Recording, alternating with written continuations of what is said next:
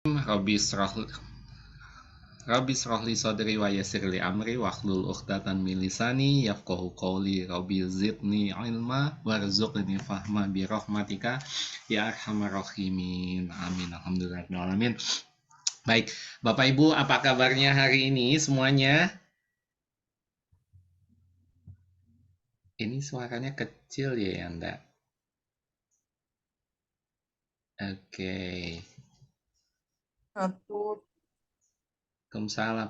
Wah, oke. Ini saya sapa-sapa dulu nih siapa yang sudah hadir di sini. Oke, assalamualaikum dengan Bunda. Wow, Bunda Rahma dari Palembang. Waalaikumsalam, Bun. Siap. Ini ada lagi. Saya sapa-sapa dulu ya. Selain tadi Bunda Rahma, juga ada Bunda Heni Nurhajah dari Kuningan. Masya Allah. Assalamualaikum, Bunda. Ada Bunda Dwi Ismayanti, eh, admin ajaib kita yang selalu menemani semua kegiatan di Yayasan Roy Razikin. Assalamualaikum, Bunda. Ada sehat, Bun? Alhamdulillah. Insya Allah.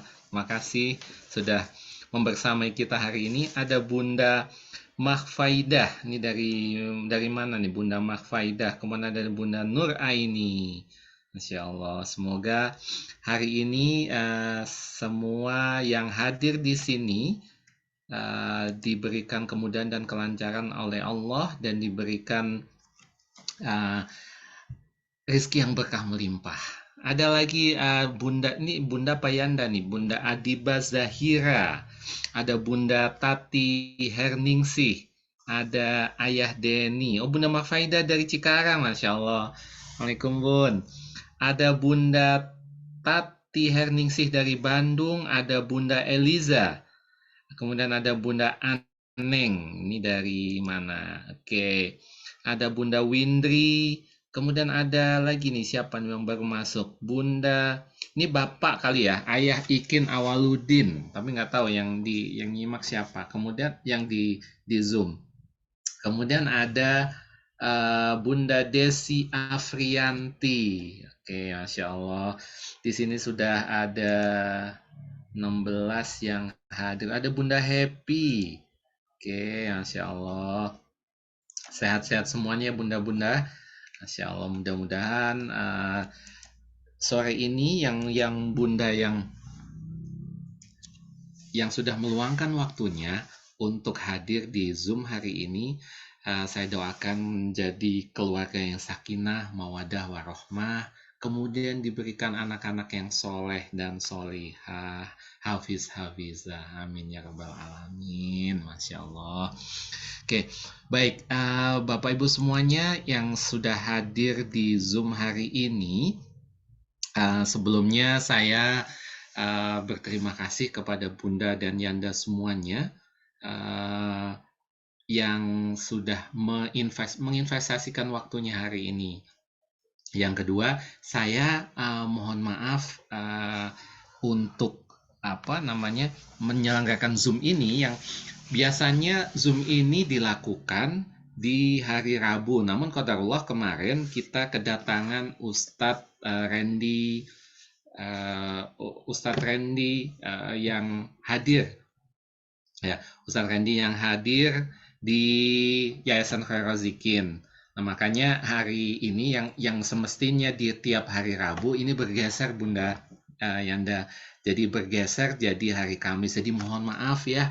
Mohon maaf kalau kemarin harusnya sedianya Zoom itu hari Rabu, namun ini nggak apa-apa ya, saya mohon izin. Jadi ini hari Kamis, jadinya Bunda Yanda semuanya mengikuti Zoom hari ini. Baik, ini ada lagi, Masya Allah, Bunda Windri, amin, doa yang sama, terima kasih Bunda. Kemudian Pak Ikin Awaludin, Alhamdulillah pulang kerja bisa ikut Zoom didampingi istri saya, Masya Allah, mudah-mudahan ini menjadi pasangan surga nanti Insya Allah. Baik, Bapak Ibu, hari ini saya sebenarnya pengen sharing aja, sharing yang ini adalah sebenarnya sesuatu yang dibilang nggak penting ya penting, tapi dibilang bilang penting juga ya kita kita perlu menginvestasikan waktu juga gitu. Nah, jadi ya karena di sini saya membahas akan sharing tentang anak gitu. Jadi karena di sini memang saya ditugaskan oleh Bunda Dina sebagai CTMR yang MR for Daddy sebenarnya untuk ayah. Nah, tapi nggak apa-apa ini karena kebanyakan di sini adalah bunda-bunda semuanya dan bunda-bunda ini kan adalah istrinya ayah. Jadi sebagai co-host atau navigator lah di rumah tangga itu gitu. Jadi ini luar biasa. Nah, jadi saya ingin sharing sama bunda-bunda Yanda semuanya tentang anak. Kenapa sih? Jadi materi hari ini adalah serinya tetap merawat terumbu karang nih. Jadi ini adalah salah satu bentuk pelayanan kami dari Yayasan Khairul Zikin untuk memberikan pelayanan kepada Bapak Ibu semuanya, orang tua wali murid, kemudian para donatur, muakif maupun muzaki untuk Yayasan Khairul Zikin dan para donatur yang ada di kelas ajaib 1 sampai kelas ajaib 7. Nah, jadi ini adalah salah satu part dari merawat terumbu karang. Jadi kenapa merawat terumbu karang? Iya, karena merawat terumbu karang itu adanya di kebahagiaan dan kemuliaan orang lain gitu. Kalau boleh tahu nih ayah bunda semuanya yang hadir di sini, saya yakin sih ini udah pada ikut seminar SHMR maupun THMR ya. Namun kalau saya mau nanya nih, rizkinya kenapa rizki itu tidak langsung diberikan sama Allah? Jadi rezeki kita kalau manusia itu rizkinya di mana sih Bunda? Kalau ada yang tahu, ada yang mau share rezeki manusia itu ada di mana? Boleh chat, silakan. Nah, jadi karena boleh chat ataupun di sini saya pengen ini aja. Jadi saya pengen nyamain persepsi dulu, nyamain frekuensi dulu. Rizki kita ada di mana? Oke, Bunda Windri jawab di kemuliaan dan kebahagiaan orang lain. Bunda Heni, rezeki terletak di kebahagiaan orang lain. Oke, baik. Jadi yang lain gimana? Kalau rezeki ini Bapak atau Bunda Yaya nih di Cirebon ada di kemuliaan dan kebahagiaan orang lain. Yes. Nah, kalau berarti ini berlaku, terima kasih untuk Bapak Ibu semuanya. Ini berarti berlaku untuk semuanya ya. Jadi rezeki kita itu sebenarnya ada di kemuliaan dan kebahagiaan orang lain. Nah, pertanyaannya sekarang, kita sudah praktek belum? Artinya kita udah tahu nih teorinya bahwa rezeki ada di kemuliaan dan kebahagiaan orang lain. Nah, Pak Nas waktu itu Pak Nas dan Bunda Dina juga dan guru-guru yang lain juga sudah mengajarkan bahwa memang kebahagiaan rezeki kita ada di kebahagiaan dan kemuliaan orang lain. Nah, cuman golden triangle kita ini kan ada yang di atas adalah orang tua, kemudian pasangan, dan anak. Nah, untuk hari ini wabil khusus saya akan ngebahas tentang anak dulu. Nah, gitu. Nah, pertanyaan saya, sudahkah Bapak Ibu semuanya memuliakan dan membahagiakan anak-anaknya nih? Sudah belum kira-kira? Hari ini saya mau nanya. Hari ini. Kalau saya sudah tadi. Jadi karena biasanya kalau pembicara itu disuruh praktek dari slide-slide-nya. Jadi sebelum nanti saya nyampeinnya biar nyaman, saya juga harus praktek dulu. Jadi ceritanya Bapak Ibu sebelum hadir di Zoom ini tadi saya sudah MTK anak saya. Jadi kebetulan anak saya yang kedua itu kan dari ada lagi liburannya 3 bulan sekali dari pesantren. Nah, jadi baru hari ini saya bisa nemenin dia full gitu, izin tadi di kantor bahwa sama HRD, Bunda izin ya hari ini saya MTK Rai dulu karena nanti hari Sabtu dia harus udah balik lagi ke Majalengka gitu. Jadi uh, biar bisa full gitu. Jadi karena memang ya bagaimanapun ini adalah ladang amal kita, ini adalah rizki kita gitu. Jadi rizki rizki saya, rizki istri saya, rizki keluarga saya ada di kebahagiaan dan kemuliaan anak saya gitu. Jadi tadi sudah nemenin, kemudian tadi minta pisang aroma pisang coklat, ya udah ini baru aja nyampe gitu. Jadi saya praktek terus kemudian tadi makan walaupun dia udah SMP, udah tingkat SMP, jadi coba saya ya udah coba saya layanin, coba uh, disuapin sama ayah ya makannya kayak gitu. Jadi udah praktek. Oke, Bunda Dwi Ismayanti, prakteknya belum mudah Pak. Kadang garis kebenaran masih belum mudah diturunkan terutama sama anak. Yes, saya pengennya. Ini keren banget. Yes, pengen ini ngebahas itu dikit. Oke. Oke, yes, betul Bunda. Nah, jadi praktek itu kadang belum mudah, terutama yang mungkin anaknya lebih dari satu. Kalau misalnya satu sih mungkin agak lebih mudah, tapi kalau anaknya lebih dari satu itu nggak mudah. Di sini siapa yang putranya lebih dari satu nih? Kalau saya tiga, Bunda, saya tiga. Kalau yang lain berapa? Oke. Oh, Bunda Aik Suwartati udah masuk. Bunda Heni, saya punya tiga. Oh, sama tos, Bun. Bunda Yaya, Cirebon tiga. Ya, oke. Iya, pada ini. Alhamdulillah baru satu. Oke, Bunda Rahma.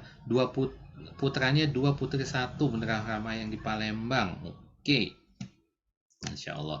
Iya. Nah, Bunda Herni, Destalina, ada tiga. Oke, siapa nih empat? Oh, Bunda Ai ada empat, Masya Allah. Saya juga pengen, Bu, sebenarnya punya anak anak lebih lebih dari tiga. Cuman kata istri saya, ya udah tutup gitu. Jadi makanya saya sekarang kalau lihat anak-anak kecil, anak bayi itu buat saya itu, aduh sesuatu yang, gitu, seneng banget gitu. Jadi memang saya senang sama dunia anak gitu. Jadi ya, terutama bayi-bayi kecil itu saya suka. Oke, baik. Jadi gini, Bapak Ibu, kalau anak satu mungkin nggak terlalu apa ya, nggak terlalu lebih mudah lah, relatif lebih mudah untuk handle-nya. Tapi kalau lebih dari satu itu ada tingkat apa ya?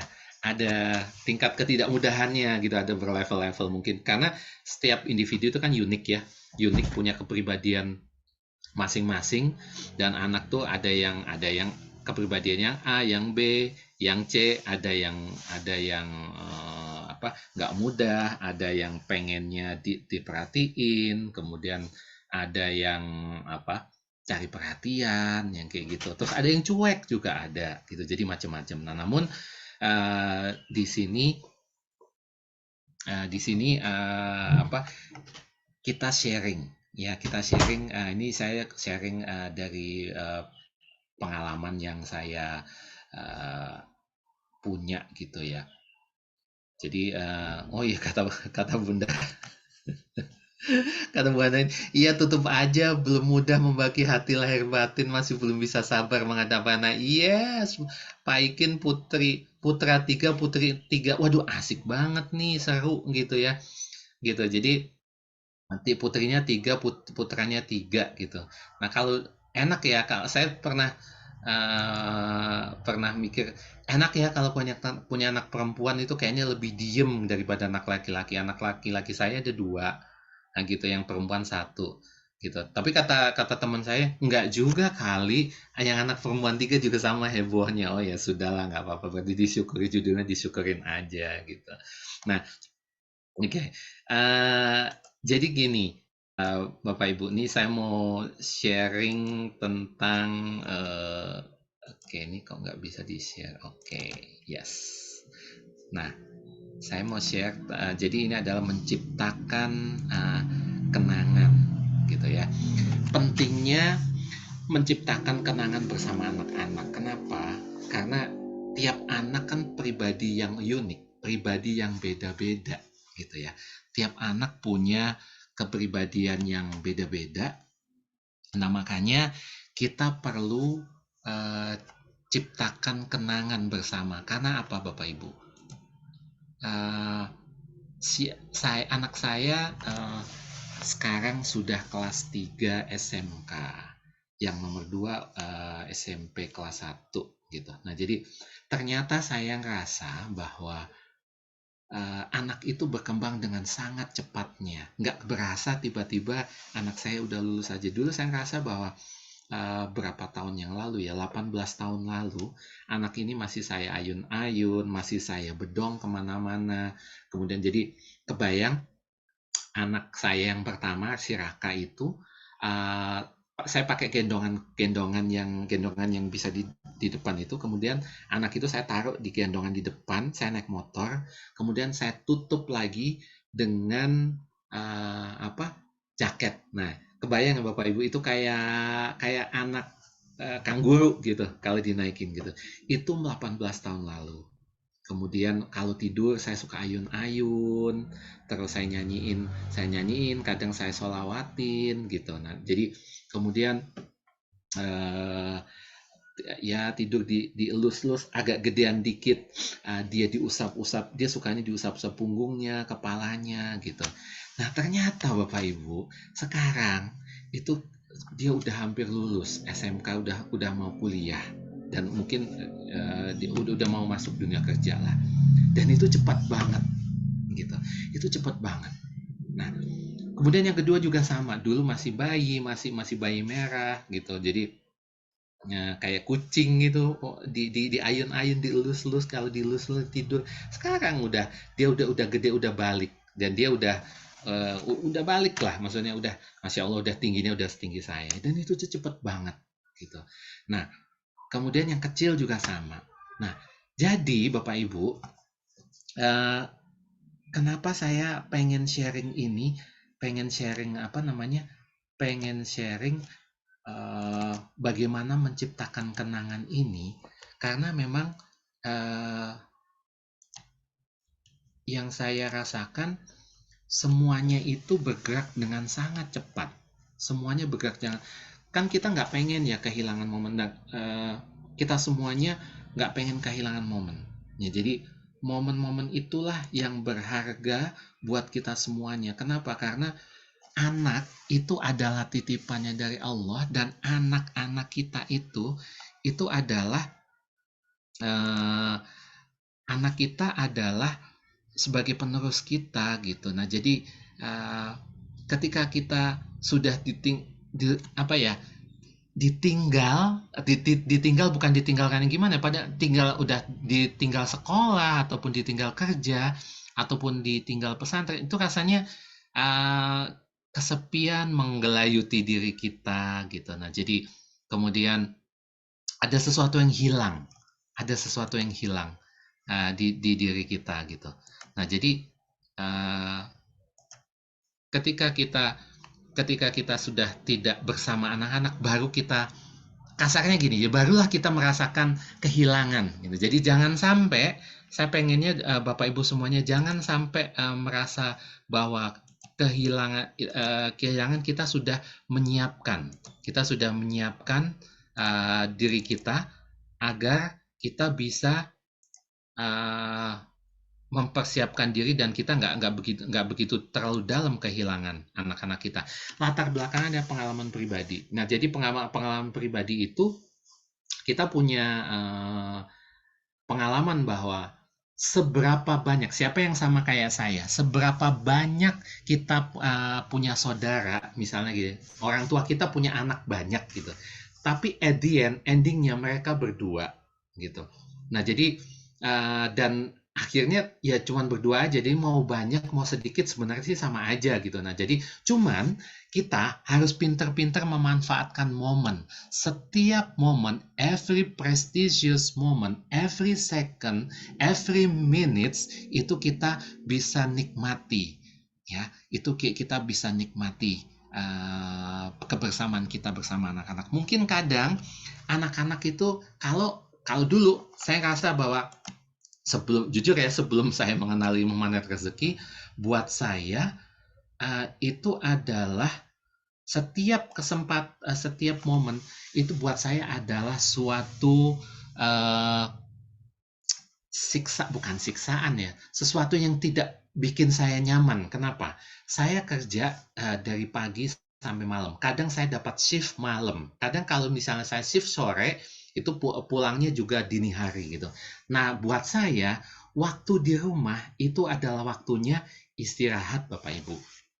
Tapi tahu nggak, ternyata anak-anak saya itu kadang suka, kalau kalau boleh bilang ya, suka rese, suka cari perhatian, suka cranky, suka rewel, suka tarik-tarik saya waktu tidur. Dan sebelum saya mengenal ilmu magnet rezeki, Bapak Ibu, itu rasanya anak-anak itu ada gangguan, gangguan dan ancaman istirahat saya. Itu dulu, sebelum mengenal ilmu magnet rezeki, sebelum saya tahu bahwa justru anak-anak itu adalah sumber rezeki saya.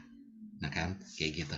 Nah, kayak gitu. Jadi buat saya anak-anak itu adalah gangguan gitu.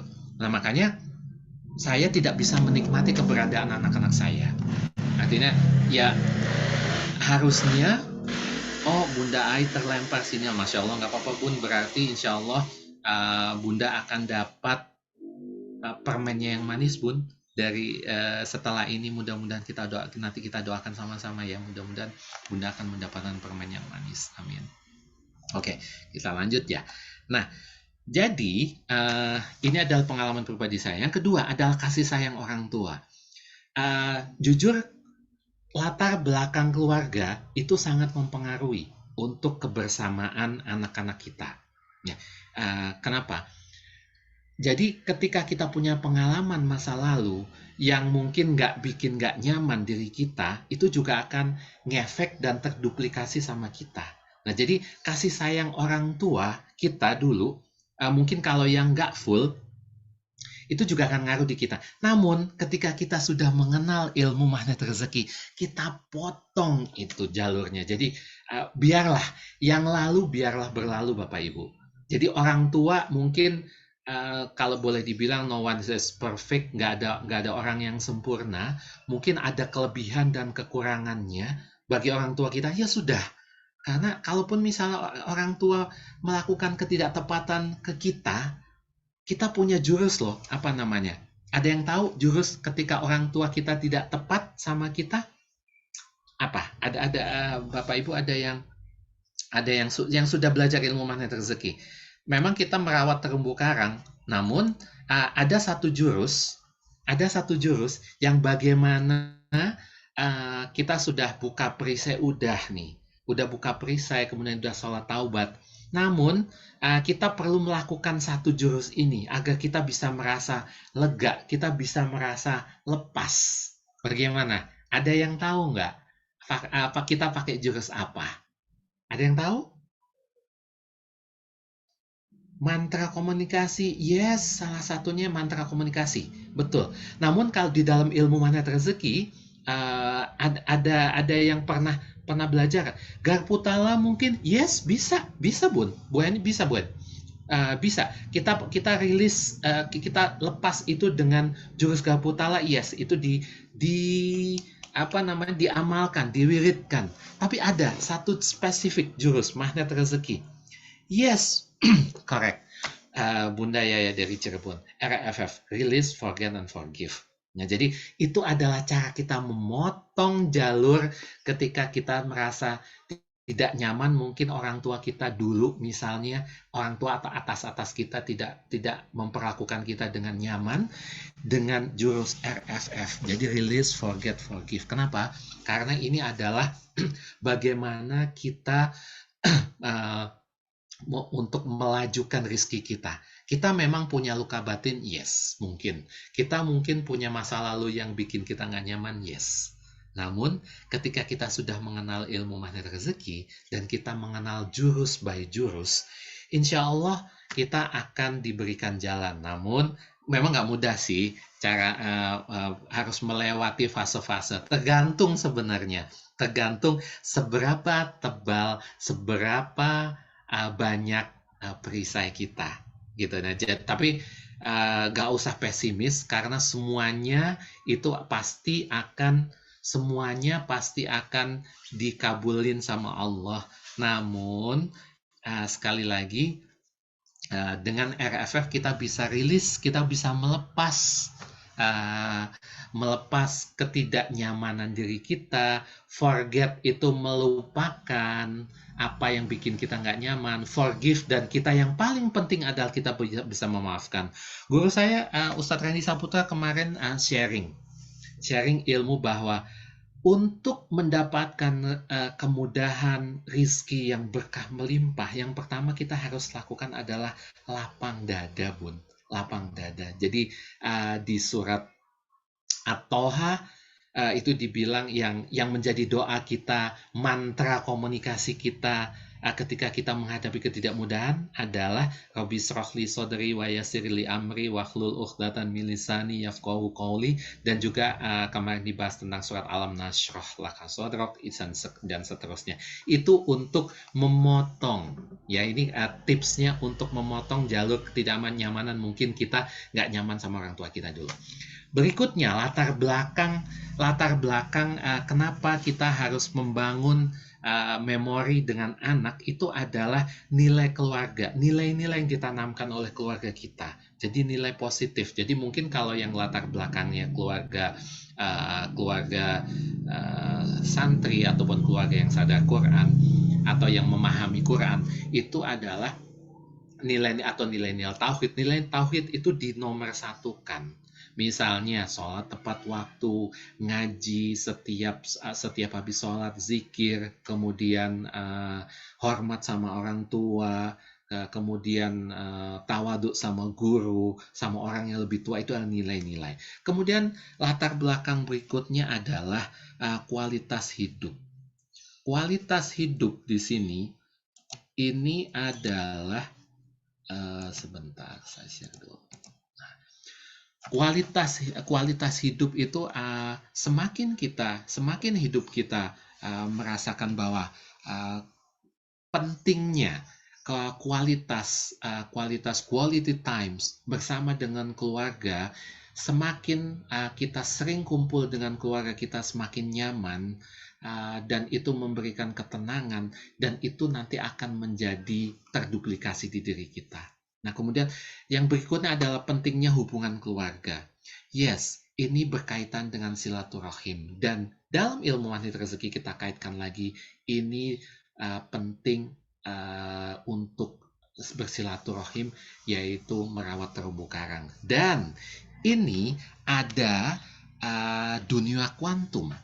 Dunia kuantum itu harusnya satu sama dan terhubung. Artinya kita harus rukun. Rukun yang seperti apa? Kenapa? Yaitu rukun yang kompak, tidak ada saling membenci, tidak ada saling menggibah, tidak ada iri, dengki, dan sebagainya gitu. Jadi kalau kita ingin menarik barang-barangnya, kan kita udah belajar ya di dunia kuantum, dunia manusia, kemudian dunia barang-barang, semua barang yang ada di dunia nyata itu kita bisa tarik, asal satu syaratnya, kita harus satu sama dan terhubung. Yang pertama. Yang kedua adalah harus positive thinking, positive feeling, dan motivasinya harus positif gitu. Nah, kemudian yang terakhir adalah ini yang paling penting, kesadaran akan pentingnya waktu, Bapak Ibu. Kenapa? Penting banget kesadaran akan pentingnya waktu. Kenapa? Karena kita di sini punya jatah waktu. Kita nggak pernah tahu waktu kita sampai kapan. Jadi membuat kebersamaan dengan anak-anak itu adalah sangat-sangat penting. Terutama anak-anak kita di usia golden period 0 sampai 7 dan sampai usia mungkin 15 tahun. Ya, jadi ketika dia mungkin waktu SD memasuki transisi di masa SMP, itu adalah masa-masa di saat kita kalau bisa mencurahkan waktu untuk anak. Kenapa? Karena biasanya setelah balik, ya, kita ambil garis mudahnya ya, umur 13 sampai 14 atau 15 tahun, anak-anak itu sudah pengennya keluar, udah pengennya mandiri. Dan menurut riset di barat, anak yang umur usia 17 atau 18 tahun, itu mereka sudah keluar dari rumah. Jadi mereka punya rules bahwa anak-anak yang sudah umur 17 sama 18 tahun mereka consider as adult. Jadi sudah dipertimbangkan sebagai orang yang dewasa, orang yang sudah bisa mencukupi dirinya sendiri, orang yang bisa mandiri. Nah gitu. Nah jadi karena kita mungkin culture budaya masih budaya Indonesia, ya mungkin ada beberapa kebanyakan nih anak-anak sampai usia SMA pun mungkin masih di rumah gitu. Tapi kalau setelah usia itu lepas berarti itu udah masa-masa dewasa. Artinya kita sudah tidak bisa, nggak mudah lah, bukan nggak mudah untuk mendekati anak-anak karena mereka di samping sudah punya urusan sendiri, mereka juga udah punya kepentingan sendiri, jadi sudah punya dunia sendiri gitu. Nah, jadi jadilah kita berdua sama istri kita atau suami kita di rumahnya, nggak Bu gitu. Jadi ini adalah kesadaran akan waktu. Jadi benar-benar waktu itu cepat banget Pak, Ibu, beneran cepat banget. Saya rasanya anak saya yang 18 tahun lalu kayaknya baru aja, tapi ternyata ya Allah, udah ngitung bulan nih, sebentar lagi dia lulus, habis itu ntar dia kuliah di mana, nanti kerja di mana gitu, udah keluar dari rumah aja, Masya Allah gitu. Itu adalah latar belakangnya kenapa buat saya ini penting banget kita menciptakan kenangan bersama anak-anak gitu. Nah, mengapa penting? Nah, sekarang saya pengen ini share lagi. Kenapa penting? Yes, penting. Yang pertama adalah untuk bonding atau engagement. Ya, jadi ketika kita menciptakan kenangan sama anak-anak, itu yang kita perlu tahu bahwa itu sangat-sangat penting. Itu ada engagement. Engagement itu bonding atau keterikatan secara moral dengan anak-anak. Jadi kalau dulu saya merasa bahwa anak-anak itu suka nggak pengganggu saya. Kalau sekarang kalau nggak ada anak-anak tuh rasanya, kalau nggak ada yang mengganggu dalam tanda petik, itu buat saya adalah gersang hidup saya. Jadi buat saya setiap momen saya sangat menikmati, mau dia kalau bahasa belum ada rezeki, mau dia resek, mau dia berisik, mau dia ya udah nggak apa-apa, dinikmati aja.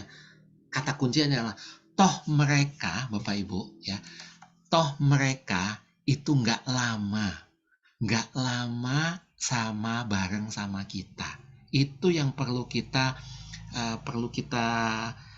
pahami, yang perlu kita harus masukkan di sini, bahwa janganlah merasa anak-anak tuh mengganggu kita. Karena memang hakikatnya ketika anak-anak nggak mudah, itu adalah ujian bagi kita. Dan satu lagi kata guru kita, khususnya untuk anak-anak yang belum balik ya, ketika mereka tidak mau nurut sama kita, artinya kita yang mungkin, mohon maaf sekali, ini saya cerita saya, kalau ada ketidaktepatan anak-anak saya, itu ada andil orang tuanya. Artinya ketika anak nggak mau diatur, berarti sayanya yang nggak mau diatur sama Allah, Bapak Ibu. Yes, dan itu nyata, dan itu real. Contoh nih misalnya, anak saya yang paling kecil nggak mudah untuk suruh bangun pagi dan sholat subuh. Nah, itu ada andil saya, ada andil istri saya juga di sana. Kenapa? Ya mungkin dulu saya sama orang tua saya nggak mudah juga disuruh bangun pagi, ya kan? Kemudian suka ngelawan. Ya, ini ada buat saya ini, oke, berarti ini adalah refleksi diri. Ya, jadi anak tuh sebenarnya refleksi diri kita. Apa yang anak lakukan itu sebenarnya kalau mau jujur nih, ini adalah cerminan kita di masa lalu. Mau kita atau pasangan kita, ya udah terima aja. Kalaupun misalnya enggak nih, misalnya enggak, aku nggak gitu kok, oh ya sudah, berarti artinya Allah ingin menitipkan, mungkin apa ya, kita menitipkan ilmu. Kenapa? Ketika kita menghadapi ketidakmudahan anak-anak, kan kita udah belajar nih ilmu magnet rezeki. Jurus yang kedua apa? LOP. Wow, keren. Ketika kita menghadapi uh, tumbukan yang pertama, ketika kita menghadapi ketidaknyaman dengan anak-anak kita, kan kita nggak boleh marah toh, ya nggak boleh marah. Nah itu kita nggak boleh marah. Nah mungkin kalaupun misalnya kitanya, oh saya udah benar, istri saya udah benar, oke, berarti Allah nitipkan suatu ilmu ke Bapak Ibu. Nah jadi kan nggak boleh marah. Nah tujuannya mungkin bisa buat sharing buat orang lain. Kalau misalnya orang lain, teman kita, sahabat kita, kerabat kita, tetangga kita mengalami hal yang kayak gitu, kita bisa kasih tahu, Bapak Ibu sabar ya, kita mungkin Allah lagi menguji kita, sabar. Karena apa? Karena di situ namanya, kalau kita belajar satu lagi jurus yang lain lagi, jurus POC, Paradox of Candy atau bungkus permen, itu nanti akan ada permen manisnya. Nah jadi yang jadi bungkusnya itu anaknya. Gak mungkin dong permennya gede tapi bungkusnya kecil. Nah nggak mungkin kalau misalnya misal nih yang jadi ketidakmudahan itu anak-anak kita, yang persoalannya nggak mudah, nanti kita juga akan dapat hadiah dari Allah, itu pasti besar kayak gitu. Nah jadi itu kita dititipin ilmu itu. Jadi jangan suudzon sama Allah dah. Intinya itu, jangan suudzon sama Allah ya. Nah gitu. Nah kemudian adalah kenapa itu penting? Kenapa itu penting? Itu adalah karena rasa kepemilikan dan identitas keluarga. Kita merasa bahwa kebersamaan dengan anak-anak itu adalah sebagai identitas keluarga. Artinya kita nih misalnya kalau anak saya 3, saya dengan istri berarti kita berlima. Kita nih adalah identitas penduduk surga. Artinya itu LOP boleh lah ya. Maksudnya memang kita harus LOP. Jadi biar Allah itu tahu tujuan kita, supaya kita nanti bisa kumpul lagi di surga, gitu ya. Saya doakan Bapak Ibu semuanya nantinya setelah di akhirat nanti bisa kumpul dengan keluarga besarnya, dan kita semuanya di sini keluarga besar magnet rezeki bisa kumpul di sana. Kita saling tetanggaan ya Bapak Ibu ya di surga nanti ya. Oke, jadi kita bikin nih identitas nih. Kita nantinya sebagai penduduk surga ya. Kita sebagai pemilik dan penduduk surga nantinya. Amin. Allahumma amin. Oke. Nah, jadi ketika kita merasa bahwa kita ini adalah penduduk surga nantinya, dan kita tidak sendiri, kita nanti bersama dengan keluarga besar kita bersama dengan pasangan kita, orang tua kita, mertua kita, maka tetapkan target itu. Nah, kita harus mulai, tidak hanya gimana nanti di akhirat bisa ngumpul, kalau di dunia juga nggak ngumpulnya nggak. Nah, jadi cara LOP-nya adalah ya bikin foto keluarga dulu, bikin foto keluarga, sering update momen-momen kebersamaan. Artinya update kalau mau diposting di media sosial juga nggak apa-apa, tapi kalau saya sih sekarang sudah ada masukan dari teman ya, kalau bisa kita nggak posting lah momen, karena ada yang bilang itu adalah ain, jadi kita nggak perlu lah mau posting yang itu. Karena kenapa? Kita niatnya Bapak Ibu, tapi mohon maaf ini di luar jalur ini, saya belum apa ya, belum terlalu tentang itu, namun mohon maaf kalau misalnya saya ada ketidaktepatan menyampaikannya. Jadi gini, kenapa alasan saya sekarang sudah tidak memposting kebersamaan kami, anak-anak, keluarga, misalnya kebersamaan misalnya yang melihatkan wajah dan kegiatan misalnya prestasi ini di update, di upload di sosial media. Kenapa? Karena buat kami ini adalah cara kita untuk mensyukuri, mungkin dulu mensyukuri dengan wah ini terima kasih, alhamdulillah kita udah ingin. Cuman nggak semua orang itu seneng sama, nggak semua orang seneng bisa ngelihat orang lain seneng gitu. Nah jadi mungkin di sana nanti akan ada, oh ini belagu, ini ujub nih, ini riak, ini apa pamer atau, jadi jangan sampai kayak gitu. Nah, makanya ada salah satu guru saya menasihati bahwa kalau bisa nggak usah dipasang lah, nggak usah dipasang kayak gitu. Jadi kalau bisa masang yang pemandangan, yang apa gitu. Jadi kalau bisa nggak nggak, jangan diinin mukanya gitu, karena nanti kita menjaga khawatir kalau misalnya ada yang nggak ridho, ada yang nggak seneng, terus kemudian itu aja jadi perisai, malah jadi perisai kita. Nah jadi nggak usah lah kayak gitu. Nah jadi tapi tetap ya Bapak Ibu, untuk konsumsi pribadi, untuk misalnya di grup keluarga nggak apa-apa, itu di share gitu. Nah jadi bahwa ini kenapa tujuannya ini menjadi kenangan untuk dokumentasi kita nantinya, gitu. Jadi untuk konsumsi kita gitu ya. Baik, kemudian yang berikutnya adalah untuk kenangan seumur hidup. Yes, ini adalah kenangan seumur hidup kita, bahwa nantinya ini akan menjadi kenangan yang terindah bagi kita gitu. Nah, jadi menjadi kenangan yang terindah. Kemudian pertumbuhan sosial dan emosional. Jadi ketika kita membangun kebersamaan sama anak-anak kita, itu dia merasa bahwa emosinya akan terjaga, dan kita selalu mendampingi dia. Kemudian mengisi waktu luang dengan positif. Ya kumpul sama keluarga itu adalah salah satu, kalau buat saya bersama keluarga itu ada treatment, itu adalah ngisi bahan bakar cinta. Nah, terutama anak saya ada 3, yang 2 anak saya adalah feeling.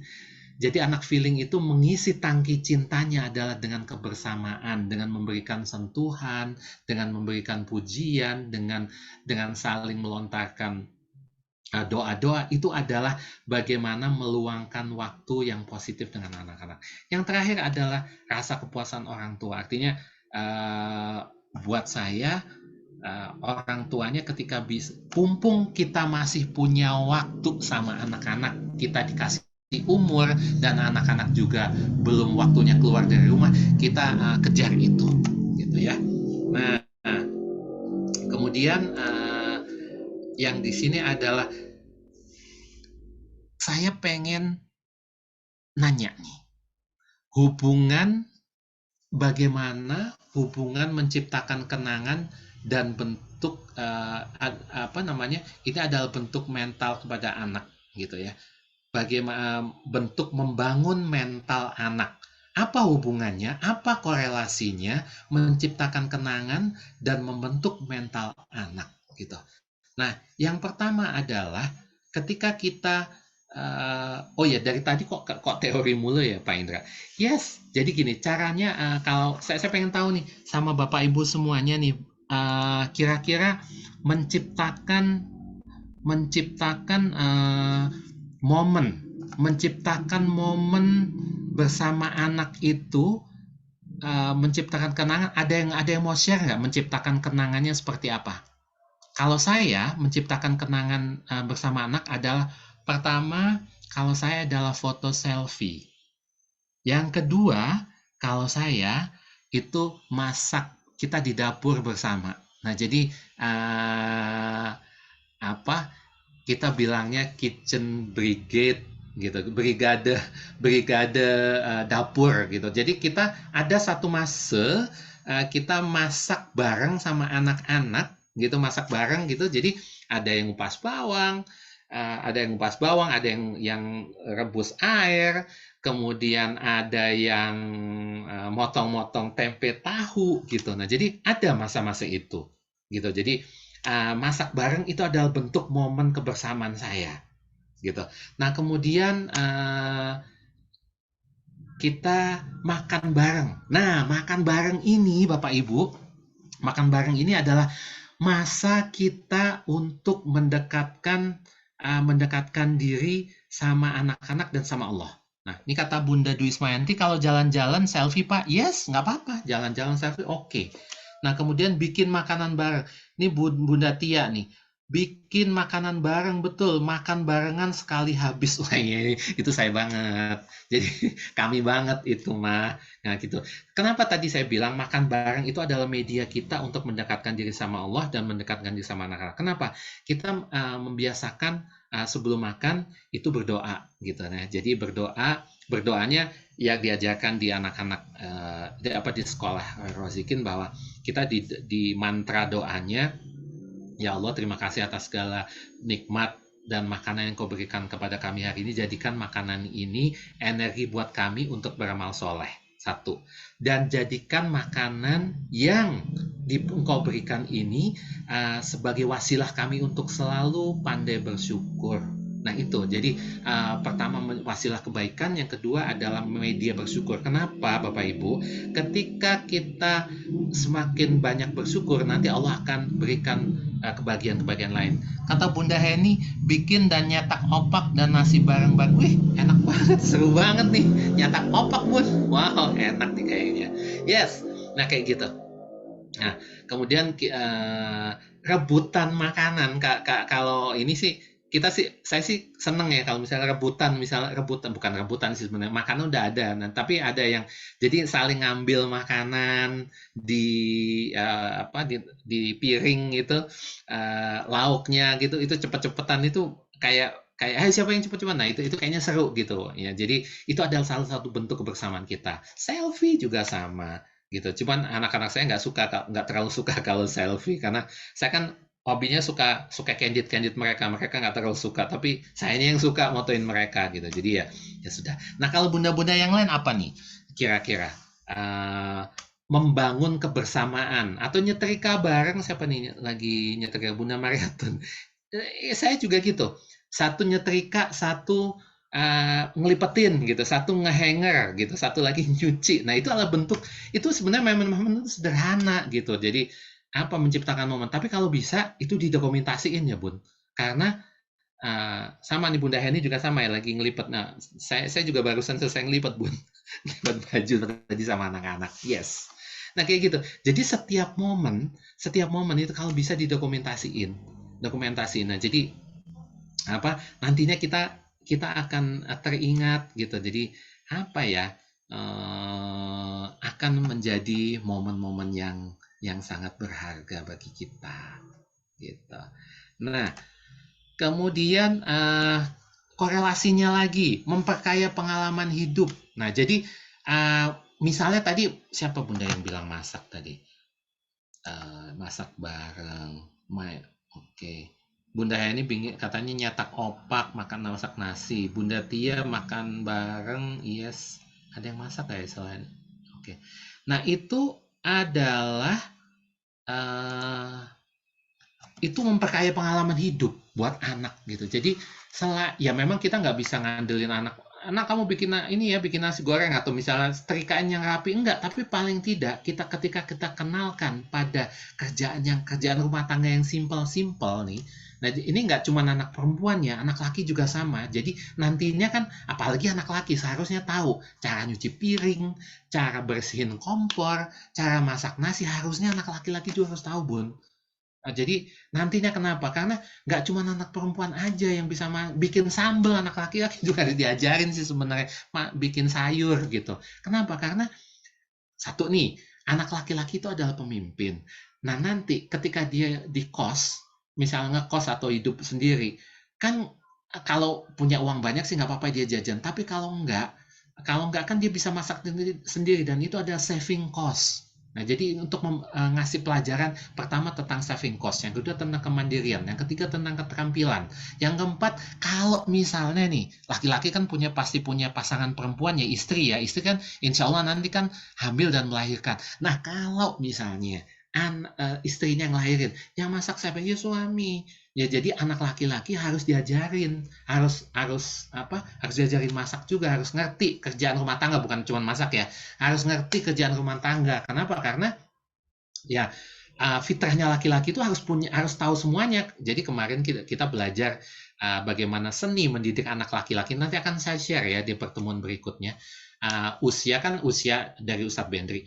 Usia 0 sampai 3, 3 sampai 7, 7 sampai 15 ke atas gitu. Nah, jadi harus diajarin hal-hal seperti itu, kemandirian mulai dari pekerjaan domestik, pekerjaan rumah sampai pekerjaan yang lebih luas lagi kayak gitu. Nah, jadi itu adalah memperkaya pengalaman hidup Bapak Ibu. Kemudian korelasinya menciptakan kenangan dan bentuk mental anak kita adalah mengurangi stres dan kecemasan. Mau tahu nggak kenapa ini masuk ke dalam ini? Jadi oke. Jadi membangun kenangan, misalnya kita berikan apa? Ini udah lewat ya. Oke. Kita bentuk dia untuk bisa tahu pekerjaan kita, rumah tangga yang simple-simple itu juga nantinya itu akan mengurangi stres dan kecemasan. Kenapa? Ketika nanti dewasa dia dalam menghadapi hidup itu dia nggak akan cemas lagi, dia nggak akan stres, dia nggak akan kaget. Kenapa? Karena dia udah terbiasa, udah dididik, udah di-training sama orang tuanya bagaimana survival life. Artinya jadi apa ya? Survival life lah. Jadi hidup yang bisa mempertahankan hidup gitu loh. Jadi keterampilan-keterampilan yang ada di rumah itu sebenarnya untuk survival life, dan itu wajib buat semua anak, nggak cuma perempuan aja tapi juga laki-laki gitu. Jadi anak laki-laki pun diajarin untuk nyuci, diajarin untuk misalnya jahit baju nih, misalnya button tuh apa ya, kancingnya copot, itu anak laki-laki harusnya udah bisa juga gitu. Jadi nantinya ketika kita memberikan simple praktis buat anak-anak, itu anak-anak nggak akan kaget lagi gitu loh, Bun. Nah, kemudian berikutnya adalah ini pengaruh otomatis ketika dia nggak stres, nggak cemas, dia akan menimbulkan pengaruh yang positif pada kualitas hidupnya. Dan yang terakhir, yang paling penting adalah meningkatkan kecerdasan emosi. Ya, meningkatkan kecerdasan emosi. Kenapa? Kalau anak terbiasa hidupnya nggak selalu dilayanin, dia bisa mandiri, itu nanti akan menciptakan kecerdasan emosinya dia meningkat tajam. Kenapa? Karena anak-anak ini dilatih untuk menjadi problem solver. Jadi bukan troublemaker. Artinya dia dicetak dan dididik untuk menjadi pemecah persoalan. Jadi bukan pembuat masalah. Jadi bukan troublemaker tapi menjadi problem solver. Kenapa?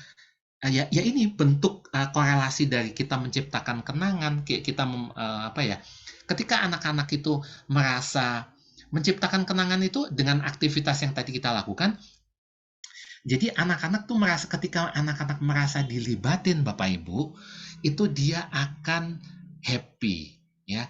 Dia akan happy, dia akan bahagia, dan kenapa? Karena dia merasa dibutuhkan. Dia merasa didengarkan kata-katanya. Nah, makanya ketika anak-anak terjun misalnya di dapur ataupun misal bantuin Bapak Ibu yang sabar, menjadi trainer yang baik, artinya yang mendengarkan, jadi memahami gitu. Nah, jadi kalaupun misalnya dia buat kesalahan, misalnya ada sesuatu yang ini, ya kita tegurnya jangan, kamu nih gimana sekarang? Bunda udah kasih tahu, harusnya kayak gini, harusnya ya nggak bisa kayak gitu. Nah, itu untuk membangun kenangan positif memory buat anak-anak itu perlu bahwa kita harus sabar mendampingi mereka. Nah, nantinya Bapak Ibu nanti akan memetik buah dari kesabaran Bapak Ibu itu dengan kecerdasan emosi anak-anak ini. Jadi anak-anak tidak emosional tapi dia akan cerdas secara emosinya. Dia bisa mengelola emosinya. Dia akan memberikan manfaat buat orang lain dengan problem solver. Jadi memecahkan persoalan bukan hanya dirinya sendiri, tapi juga buat orang lain, Bapak Ibu. Kayak gitu ya. Mau nggak anaknya menjadi problem solver? Mau nggak? Saya mau nanya nih sama Bapak Ibu nih. Nah nih, mau nggak Habis anaknya belajar jadi itu problem 20 solver? menit lah besok habis. Masih Pas banyak banget banget, ya. Bu. Berarti Oke. disuruh cepet minum tuh. Tadi dibikin 2 porsi sama kakak. Waduh, porsi yang mana, Hari ini Bun? pulang sama Mau, oke. Siap. Bunda Sinta Amiati unyel-unyel bercanda sambil tiduran di rumah. Yes, itu adalah salah satu bentuk kita bonding sama anak-anak ya, Bun, sama membangun emosional tuh bener banget. Main bareng anak, Bunda Desi, makan bareng atau mewarnai bareng karena anaknya baru usia 3 tahun. Yes, bener. Kayak gitu. Mau? Ya mau. Bunda Ai mau, Bunda Supriyani mau, Bunda Desi, Bunda Makfaida, Bunda Dwi mau. Yes, yes. Nah, jadi ketika nanti kita tepat dalam dalam ini anak-anak dalam membina, menyertai dan mendampingi anak-anak kita dengan nggak marah-marah. Satu ya Bun, jangan marah-marah ya Bun, kasihan mereka. Saya pun juga rasa dulu ketika saya jadi anak-anak nggak nyaman kalau dimarah-marahin. Nah, jadi kalau Bunda pengen anaknya punya kecerdasan emosi yang baik, maka Bunda semuanya saya minta untuk memberikan yang terbaik buat Ananda. Oke, ini ada quote, sedikit bahwa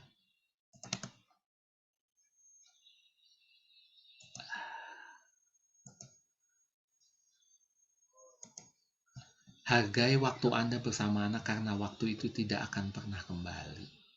Ya, Bapak Ibu semuanya, kita nggak pernah tahu hidup kita bisa hidup sampai kapan, dan kita nggak pernah tahu anak kita sampai kapan. Tapi saya berharap Bapak Ibu bisa menghargai, bisa menikmati. Yang penting itu adalah enjoying every moments of your life together with your children. Artinya saya ingin mengajak Bapak Ibu semuanya untuk menikmati setiap momen, setiap masa, setiap saat dengan anak-anak,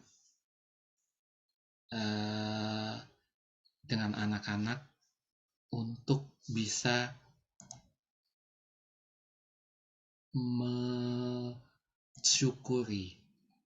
untuk bisa mensyukuri semua yang terjadi, karena sekali lagi waktu ini nggak lama, Bu. Ketika kita sudah tiba-tiba waktu lewat gitu aja, kita nggak pernah tahu nih. Kita nggak pernah tahu bahwa tiba-tiba nanti akan lewat begitu saja. Anak-anak kita sudah gede dan ternyata mereka itu ternyata sudah meninggalkan kita. Kita nggak pernah tahu loh. Kita nggak pernah tahu kalau anak-anak ini nantinya tiba-tiba mereka sudah lewat aja. Gitu. Nah, jadi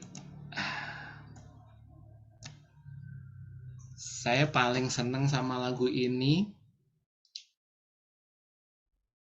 ketika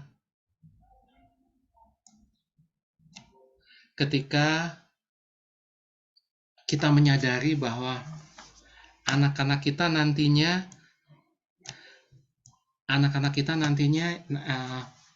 akan meninggalkan kita. Jadi harapan saya di sini, Bapak Ibu semuanya bisa memanfaatkan waktu yang ada. Waktu ini sangat indah, Bapak Ibu. Kalau Bapak Ibu menyadari bahwa ini setiap saat nantinya jangan sampai kita kehilangan momen. Karena momen-momen bersama anak-anak itu selain momen yang sangat mahal, kita juga bisa mensyukuri setiap detik kehadiran anak-anak kita. Ini akan selalu menjadi kenangan indah bagi kita semuanya. Kenangan indah buat hidup kita, buat hidup anak kita, agar kita semuanya bisa diberikan rasa syukur. Dan ketika semakin kita syukur, nantinya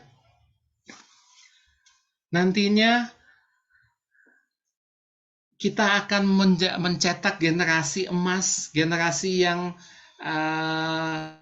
lebih baik lagi dari kita, dan apa yang menjadi LOP kita, yang menjadi hajat-hajat kita, insya Allah akan diijabah sama Allah. Gitu. Jadi saya berharap bahwa kita semuanya bisa menikmati masa-masa bersama anak-anak kita. Oke. Jadi seperti itu. Sebelumnya saya mau untuk Bapak Ibu semuanya, saya mau mengingatkan insya Allah nanti di hari Ahad, kita akan ada MR4 Kids. Jadi nggak cuma Bapak Ibunya aja yang belajar ilmu magnet rezeki, namun anaknya juga belajar ilmu magnet rezeki, gitu ya. Nah, jadi di sini akan ada MR4 Kids. Nah, jadi ini magnet rezeki 4 Kids, ini untuk anak-anak. Ada 2 sesi nantinya, sesi pagi sama sesi siang di tanggal 15 hari Ahad. Adanya di mana? Adanya di Islamic Center Magnet Rezeki Bandung Barat yang ada di Cimareme, yaitu di TK dan SD Khairozikin yang ada sekarang. Kalau pengen ikut gimana? Nanti bisa menghubungi MOD kita, Manager on Duty, dengan Kang Reza di 0818 0207 6366. Nantinya karena seatnya ini terbatas Bapak Ibu, hanya untuk 25 peserta. Jadi kalau ada 2 sesi nantinya berarti hanya ada 50 peserta. Tapi ini untuk yang offline ya. Nah, nanti ini online juga nggak Bunda Dwi Ismayanti ya? Kalau untuk yang MR4 Kids nih. Oh, sudah daftar. Oke, alhamdulillah. Bunda Tia juga udah daftar. Oke. Nah, jadi ada online juga, Masya Allah. Oke, berarti kalau misal online, yang peserta dari luar Bandung Barat bisa hadir ya. Nah, kami juga di sini mengundang untuk Bapak Ibu semuanya untuk open donation untuk anak yatim dan duafa. Jadi ini juga salah satu bentuk bagaimana kita membersamai anak-anak kita.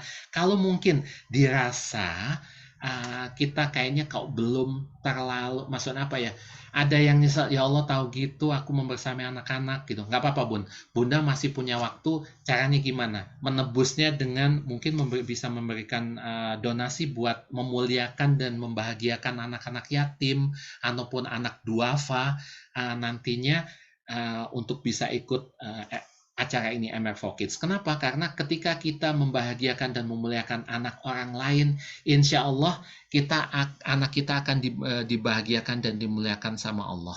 Jadi mudah-mudahan Allah ridho dengan apa yang menjadi ikhtiar kita hari ini, gitu. Dan semua acaranya dimudahkan dan dilancarkan sama Allah ya. Baik, Bapak Ibu semuanya, waktunya sudah pukul 17.00. Namun mungkin kalau misalnya ada pertanyaan, saya mau buka pertanyaan. Ada 2 pertanyaan kali ya Bunda Dwi Ismayanti ya. Untuk yang mau nanya silahkan, atau mau sharing silahkan. Jadi di sini saya buka. Kalau misalnya ada, mangga silahkan. Saya kasih waktu 10 menit lagi.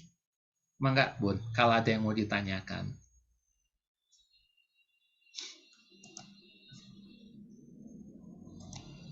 Jadi biar nanti kalau misalnya ada pertanyaan, mangga silahkan. Terima kasih Pak Indra. Iya Bun. Mungkin saya boleh bertanya Pak? Oh benar. Boleh Bun, boleh mangga. Ini Bapak, putri sulung saya Zalfa sedang PKL. Ya. Kemarin dia bilang ke saya, Bun, aku tuh pengen nyobain di bidang servis katanya. Dia kan bergerak di kuliner, nggak jauh. Bidang apa Bun? Bidang kuliner Pak. Oke. Ya, sedang PKL di hotel. Lalu dia ingin mencoba. Kalau misalkan ada casual seperti itu, ingin di bagian servis, katanya bosan di bagian kitchen aja, katanya. Sedangkan ayahnya itu sudah pengalaman ya Pak. Yep. Kalau di servis itu pengalamannya kurang enak, katanya seperti ini, katanya gitu. Tapi Zalfa tuh bilang, aku pengen tahu Bun, katanya kalau misalkan aku nggak nyoba kan aku nggak tahu, katanya gitu. Yep. Tapi ayah, Yanda udah marah aja, katanya bilang nggak usah di servis, mending kamu di kitchen aja, bagian pastry, katanya gitu. Oke. Terus saya bilang gini, kamu kan udah belajar MR, karena kemarin ikut MR14 ya Pak ya. Jadi saya balikin lagi, coba kamu praktekin ilmu MR yang didapat. Kalau emang kamu sanggup ya silahkan. Kalau Bunda sih ya setuju aja. Tinggal kamu minta ke Allah, semoga Allah lembutkan hati Yandanya gitu. Nah untuk saya ngasih tahu gitu Pak ke Yandanya biar MTK ke anak itu menjaga gitu, seperti Zalfa ingin mencoba di bidang servis di PKL-nya, itu gimana ya Pak Indra? Oke, ya. Oke Mbak, Masya Allah keren banget, ini pertanyaan orang hotel nih. Kebetulan saya juga orang hotel. Oke, Bunda kalau boleh tahu Zalfa emang LOP-nya cita-citanya mau kemana? Mau jadi apa? Kemarin sih ikut MR14, dia bilang kalau nggak make up artist bidang kuliner katanya gitu. Jadi make up artist sama kuliner? Ya, bidang yang beda? Ya, senang 2 itu. Kalau nggak make up artist pengen jadi chef katanya gitu. Oh, pengen jadi chef. Oke. Nah semua, kenapa saya tanya itu? Kenapa? Karena semua bermula dari target atau LOP atau cita-cita. Kenapa? Karena kalau pengen jadi chef berarti harus fokus ke chef. Cuman kalau kayak saya dulu, saya pengennya jadi GM. Nah kalau menjadi general manager, sebenarnya yang paling cepat karirnya itu adalah di service Bun. Jadi kenapa? Karena banyak kan GM hotel itu dari F&B service, bukan F&B kitchen. Kalau kitchen, chef itu mentoknya di chef. Cuman bedanya, kalau chef itu semakin tua semakin laku, gitu. Kalau service semakin tua ya, maksudnya akan berkurang jadi ke manajemen gitu. Itu secara Indian hotel ya.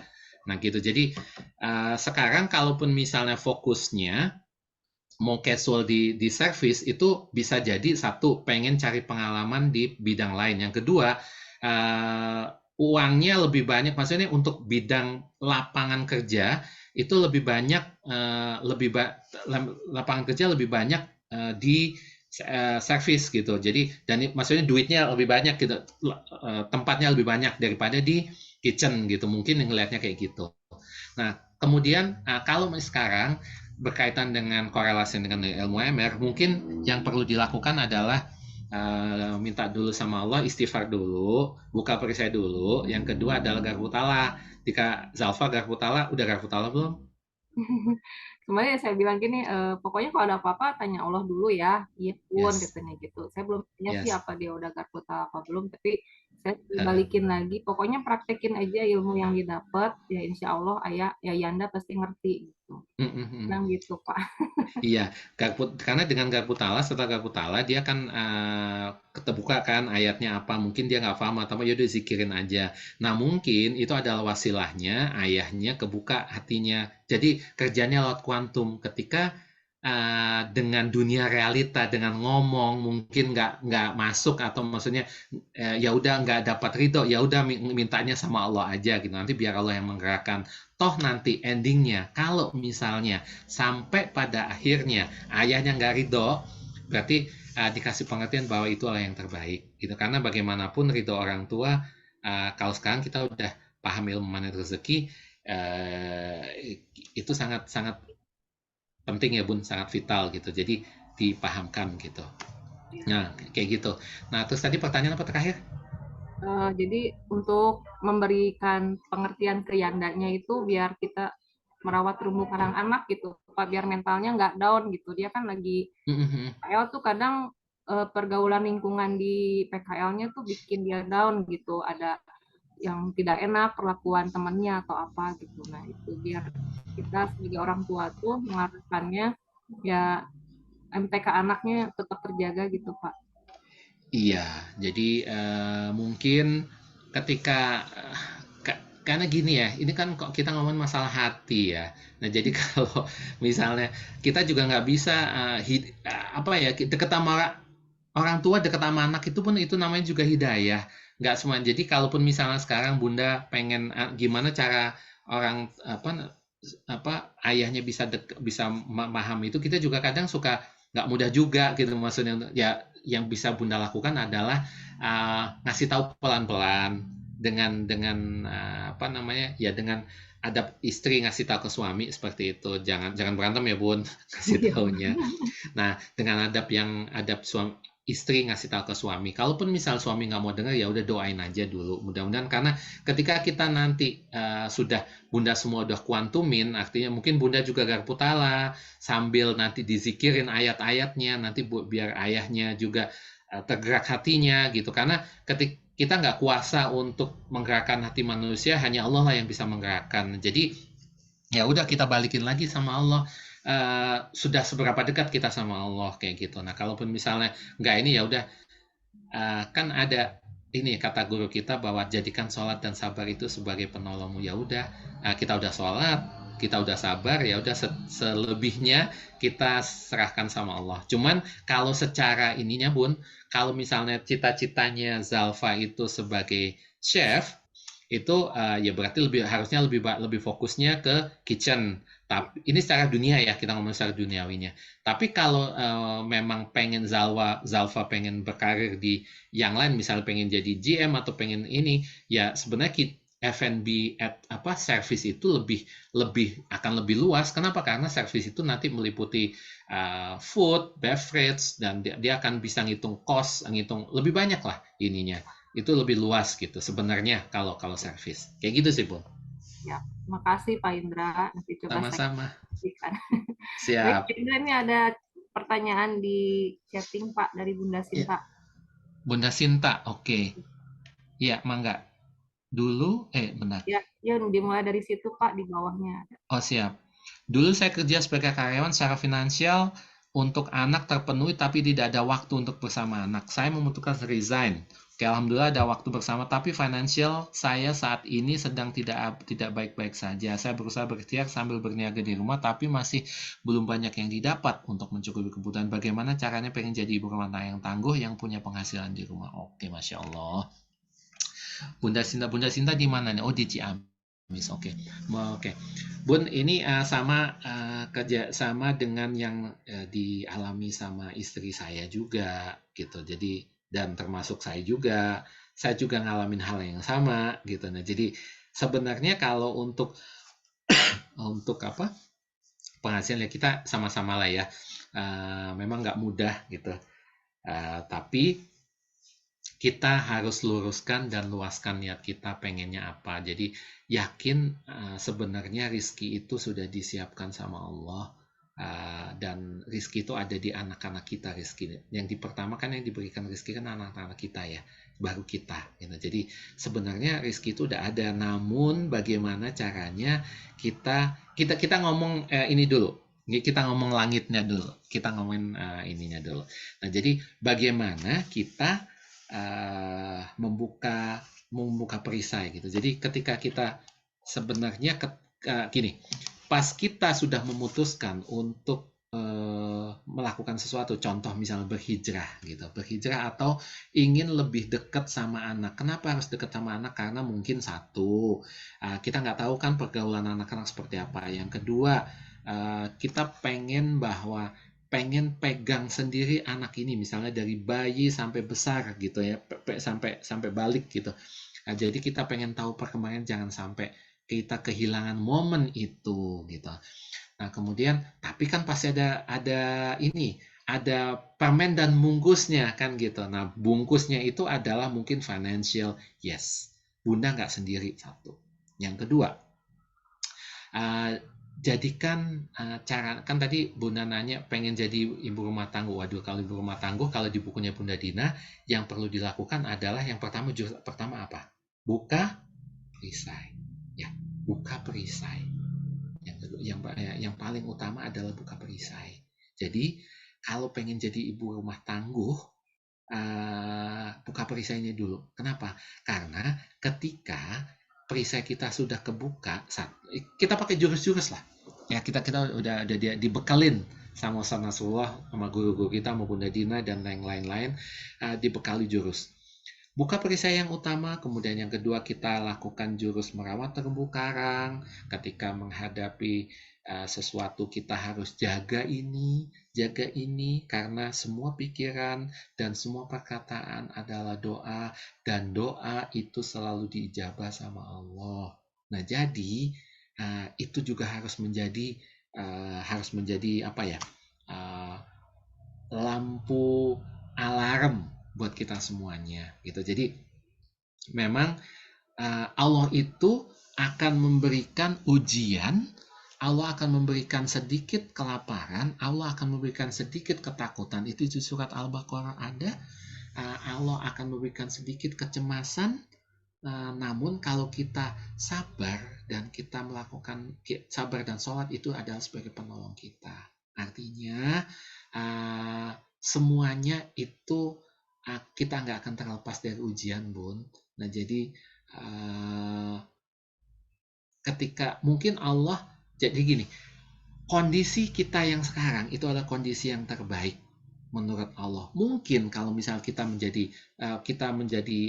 masih menjadi karyawan, kita akan melakukan 10, misalnya contoh 10 dosa besar yang dikupas di bukunya Bunda Dina, ataupun di majelis TMR itu kan ada garis kebenaran. Ada hal 10 dosa besar.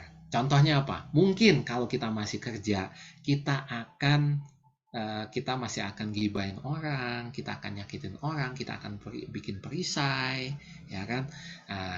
Nah, mungkin walaupun gaji kita besar, tapi mungkin itu ya habis gitu-gitu aja. Nah, mungkin sekarang walaupun saya rasain bahwa saya dulu gaji saya lumayan besar, tapi saya rasa ya gitu-gitu aja.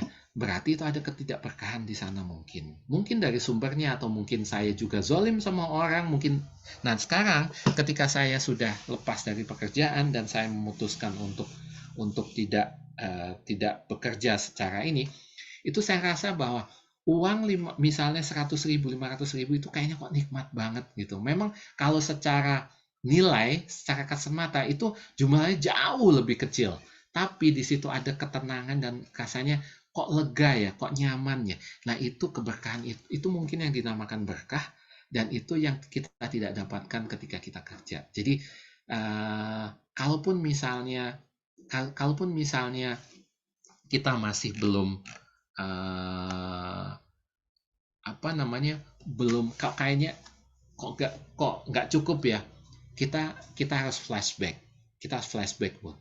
kita dikasih kesehatan, satu, dikasih kesehatan, dikasih keluarga yang baik-baik saja, misalnya suaminya Bunda setia sama Bunda, kemudian orang tua dan mertua sayang sama Bunda, anak-anak sayang sama Bunda, kemudian keluarga, lingkungan, tetangga itu support Bunda, itu rezeki loh Bun, serius. Contoh nih, misalnya, walaupun kita dikasih uang yang banyak, ibaratnya miliaran, jutaan, tapi kalau kita dikasih ketidaksehatan, itu tuh nggak enak banget gitu. Jadi pernah ada saya baca Pak Dahlan Iskan itu adalah salah satu menteri kita. Beliau sakit kurang sehat, kemudian harus dirawat di Guangzhou, China. Untuk pembuluh darahnya 10 cm itu dipotong, diganti sama pembuluh darah baru. Bapak Ibu tahu nggak nilai pembuluh darah itu? Hanya 10 cm. Pembuluh darah loh, ini kecil banget, bagian kecil banget. Bukan mata, bukan hidung atau telinga, bukan. Ini pembuluh darah di punggung. Cuman 10 cm. 10 cm itu nilainya berapa? 5 miliar. 5 miliar, Bun. Kebayang per 5 miliar itu 5 cm. Berarti kalau 1 sentinya per sentinya itu berarti 50 juta. 500 juta ya. 500 juta. Kebayang 500 juta 1 senti. 1 senti. Nah, apalagi. Nah, itu kan kalau kita pembuluh darah kita kesumbat aja, itu berarti kita harus ngeluarin 5 miliar, Masya Allah. Nah, kita dikasih kesehatan, yang dikasih kesehatan, yang organ kita baik-baik saja, itu seberapa besar itu nilainya kalau diuangkan, kalau dirupiahkan, kalau didolarkan itu berapa?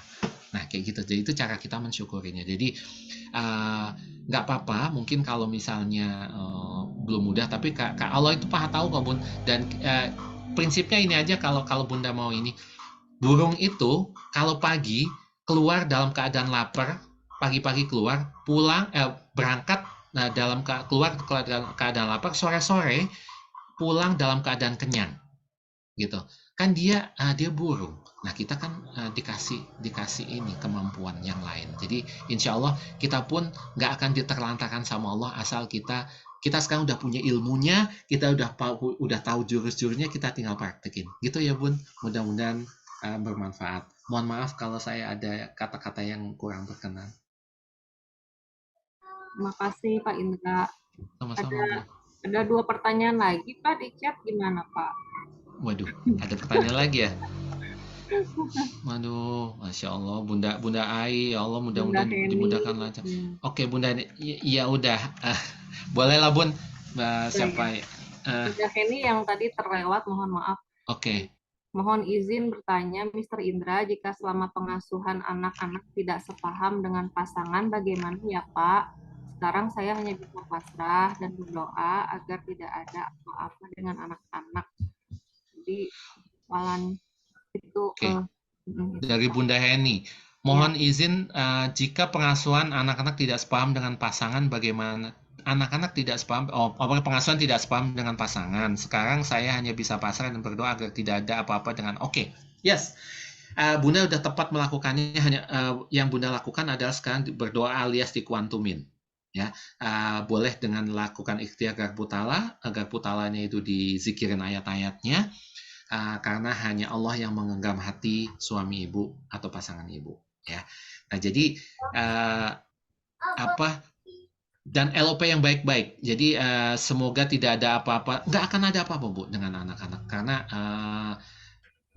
nggak ada yang namanya orang tua yang pengen nyelakain anaknya kan, gitu. Nah jadi insya Allah semua itu akan baik. Mungkin caranya, cara penyampaiannya aja mungkin yang sedikit berbeda, nggak apa-apa. Insya Allah asal kita niatkan, kita luruskan dan luaskan niat kita untuk anak-anak itu, kita didik. Ya Allah, mudah-mudahan anak-anak ini akan menjadi wasilah bagi kami untuk mendapatkan surgamu ya Allah. Dan mudah-mudahan anak-anak ini menjadi kota ayun bagi kami semuanya, menjadi cahaya, menjadi penyejuk mata kita semuanya. Nggak apa-apa Bun, tidak sepaham itu adalah seni mendidik anak, seni berumah tangga. nggak apa-apa. Namanya juga kan nggak seru. Kalau misalnya apa namanya botol sama tutup kan bentuknya beda, Bun. Jadi kalau untuk menjadi keluarga untuk biar bagus harus ada botol, harus ada tutup. Kalau botol semuanya itu akan menguap. Nah, jadi kalau misalnya cara mendidik ibu, jadi gini, yang bisa Bunda lakukan adalah Bunda satu, ikhlas. Berlapang dada. Kalau kemarin ilmu yang kita dapat dari guru kita, yang satu, Bunda berlapang dada. Banyakin baca Rabbi Shrah li Sodri, itu adalah doanya Nabi Musa ketika menghadapi maksudnya gini, bukan suami Bunda Firaun, bukan, maksudnya ini adalah doanya Nabi gitu. Nah, jadi mudah-mudahan diberikan kelapangan dada. Ya, kelapangan dada. Ketika kita lapang dada, ketika tidak ada sumbatan-sumbatan, insya Allah nanti mungkin yandanya suami Bunda akan ketarik sama Bunda. Karena Bunda kan mungkin udah praktekin jurus-jurus magnet rezeki, mudah-mudahan akan ketarik. Nah, doain, baikin suaminya, servis suaminya, Bun, dengan ya maksudnya di servis lah. Jadi biar ini ngikut gitu. Itu jurus yang dilakukan apa namanya?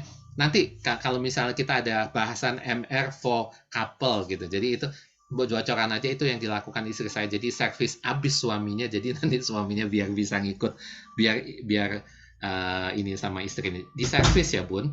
Servis maksudnya ya servis luar dalam, jadi lahir batinnya di servis, artinya biar mungkin ada sesuatu yang belum terpenuhi gitu, artinya itu biar sejalan, karena itu harus didoain. Bukannya saya pengen istri gimana, enggak, tapi memang itu adalah kebersamaan yang harus dilakukan, karena seperti botol dan tutup itu harus ada gitu. Jadi orang tua harus ada, kalau bahasa manajemennya harus ada bad guy sama good guy, artinya ya nggak bisa baik semuanya, karena ketika kita anak-anak itu kalau misalnya diinin semuanya, mungkin nggak akan ada yang negesin, mungkin nggak ada. Jadi itu tetap diperlukan figur itu. Jadi namanya keragaman itu sama kayak ini, tangan nih. Nah, kita kan harus gini, Bun. Nah, jadi harus, kalau tangan kiri semua itu ya nggak bisa. Jadi untuk bisa menggenggam harus ada tangan kiri sama kanan. Nanti insya Allah Bunda akan lebih dahsyat lagi. Gitu ya, Bunda. Oke. Lanjut ya, Bunda Dwi, satu lagi pertanyaan nih dari Bunda Tia, Pak. Bunda Tia. Kalau misalnya Bunda sedang low bed, agar emosi tetap terjaga gimana ya? Kalau kadang kan mood itu ada yang membuat nggak nyaman. Oke, apalagi kalau ibu-ibu kan suka datang menstruasi ya, itu saat-saat yang luar biasa. Sebelum dan sesudah, pre sama after menstruasi itu, iya, fase period, maka itu Masya Allah gitu. Tapi ya memang saat agar emosi tetap terjaga ya harus jaga, kalau boleh saya saranin, jaga wudhu walaupun lagi dalam halangan, tetap jaga wudhu, kemudian baca istighfar yang sebanyak-banyaknya, karena kita memang namanya orang tua itu harus memang ditakdirkan untuk selalu mengerti sama anak. Jadi anak-anak kan pengennya dimengerti, pasangan pun juga pengennya dimengerti. Jadi apalagi ibu-ibu ya, ibu-ibu itu adalah mungkin ditakdirkan punya samudera yang lebih luas gitu. Jadi ya bukannya saya pengen harus ibu enggak ya, tapi maksud saya sedang low bed ya perlu gini. Ini triksnya. Kalau secara ilmu ininya, ya kita harus sabar, kita harus sholat, kita harus zikir. Tapi kalau secara tips dan triksnya, pertama, kalau lagi lobat, pertama, Bunda harus me time. Bunda harus punya waktu untuk me time sendiri. Gitu. Jadi, apa yang bikin Bunda bahagia, lakukan itu. Yang kedua, Bunda harus, pokoknya Bunda harus happy. Harus ada satu waktu. Kemudian masuk ke gua keajaiban misalnya.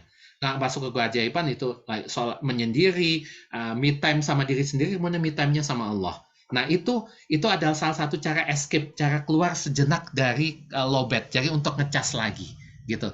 Dan kalau bahasanya Steven itu adalah kalibrasi. Kalau misalnya Bunda mungkin kalau misalnya udah pernah cek Steven, kali itu paling mudah cara mendeteksinya. Kalau misalnya kayak saya intuiting, itu kalibrasinya untuk kalau lagi low bed saya tidur atau nonton TV, nonton film. Kalau misalnya orang insting itu bersilaturahim kemana-mana. Misalnya kalau orang thinking itu ngelihat sesuatu yang hijau-hijau. Itu kalibrasi namanya. Nah, jadi me time, kalau bahasa umumnya Bunda harus punya me time, misalnya shopping atau ke tukang sayur atau ke jalan-jalan atau milih-milih di keranjang Shopee gitu. Nah, boleh itu me time kayak gitu. Nah, jadi itu caranya untuk biar nggak low bed gitu. Jadi paling nggak itu jaga energi bahagia. Seperti itu. Oh, Bunda feeling. Kalau Bunda feeling berarti Bunda harus banyak temennya. Bunda harus harus ngobrol, masuk ke komunitas, ngobrol, habis itu udah. Tapi yang bukan ngegibah ya, Bun. Nah, jadi Bunda itu harus bahagia. Bunda itu harus punya orang yang diajak cerita lah kayak gitu. Nah, jadi feeling lovers. Nah, itu. Jadi harus bahagia. Orang feeling kan moody, moodnya swing ya. Nah, jadi harus benar-benar bahagia gitu. Nah, jadi ini khusus untuk orang feeling. Kalau misalnya punya luka batin, segera itu diatasi luka batinnya karena itu akan ngefek Bapak Ibu ya. Itu aja Bunda Dwi, terima kasih. Ini udah mau maghrib, Masya Allah, mohon maaf. Ini kayaknya bablas nih, mohon maaf ya Bapak Ibu. Kalau saya banyak yang kurang tepatnya, karena kita semua juga, saya juga lagi belajar untuk jadi orang tua, mohon dimaafkan ya kalau ada kata-kata saya yang kurang berkenan. Oke. Kita akhiri hari ini, mudah-mudahan saya doakan untuk Bapak Ibu semua yang hadir diberikan kemudahan dan kelancaran semua urusannya, dijadikan keluarga yang sakinah mawaddah warahmah, diberikan kesehatan yang prima, dan Allah selalu mudahkan dan lancarkan, diberikan rezeki yang berkah melimpah. Sebelum kita akhiri, kita baca doa kafaratul majelis. Subhanallahumma wa bihamdika asyhadu an la ilaha illa anta astaghfiruka wa atubu ilaik. Wabillahi taufik wal hidayah. Wassalamualaikum